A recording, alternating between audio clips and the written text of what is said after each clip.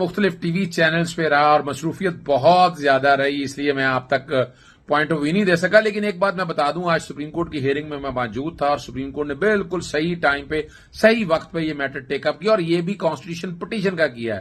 چونکہ حالات اور واقعات آپ کے سامنے ہیں. لاہور ہائی کورٹ میں سے کوئی معاملہ زیر التوا نہیں ہے. لاہور ہائی کورٹ کے الیکشن کرانے کے حوالے سے میری پٹیشن ڈسمس کر دی تھی 22 فروری کو 12:15 بجے قریب، اور اس کے 6 گھنٹے بعد الیکشن کمیشن نے الیکشن پوسٹ پون کر دیا. تو ریمیڈی سی پی ایل ہے میری، وہ بھی آ رہی ہے اور معاملہ اب سپریم کورٹ کے سامنے ہے. دوسری بات ہے، ٹائم بھاگ رہا ہے، ٹائم دوڑ رہا ہے، 90 دن کا ٹائم گزر رہا ہے.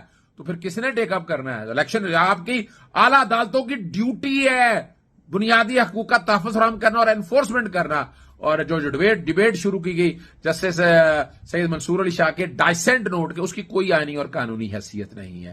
اگر آپ کو یاد ہوگا، تاریخی طور پر P L D 2022 supreme court 306 جو بینچ بنانے کے حوالے سے استحقاق، جب ماسٹر آف دی روسٹر وہ چیف جسٹس آف پاکستان ہے، چیف جسٹس آف پاکستان جائیں کس کو بنانا ہے، کس کو رکھنا ہے، کس کو نکالنا ہے. اب یہ سیٹلڈ لا ہو چکا ہوا ہے، اس میں کوئی ڈسپیوٹ رہ نہیں گیا. اور اب اس اسٹیج کے اوپر ہم ڈیبیٹ چھیڑے تو یہ اکیڈمکس ڈیبیٹ تو ہو سکتی ہے، لیکن اس کا آئین اور قانون سے دور تک واسطہ نہیں ہے.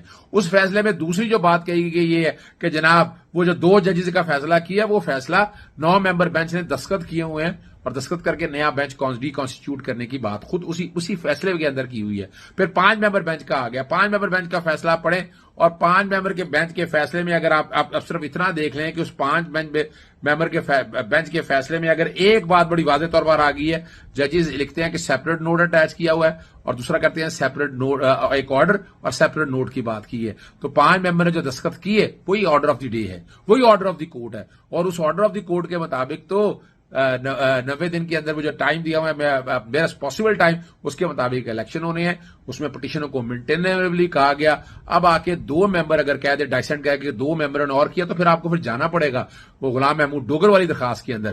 جسٹس اجاز اللہ، جسٹس سعید مظاہر علی اکبر نقوی صاحب نے سو موٹو کا کہہ دیا کہ سو موٹو لینا ہے، تو انہوں نے تو ہولڈ کر دیا. جب آپ ہولڈ کر دیا، 2 کا وہ لیں اور 3 کا یہ لیں، تو پھر اس طرح تو 5 ممبر بینچ یہ بھی بنتے ہیں. ہمیں اس ڈیبیٹ میں پڑھنا نہیں چاہیے، ہمیں ایڈمنسٹریشن آف جسٹس کو سامنے رکھتے ہوئے آگے کی طرف چلنا چاہیے. الیکشن نہیں ہو رہے اس ملک کے اندر، اس ڈیبیٹ میں کیوں کنفیوژن کریٹ کی جا رہی ہے؟ الیکشن کرائیں 90 دن کے اندر.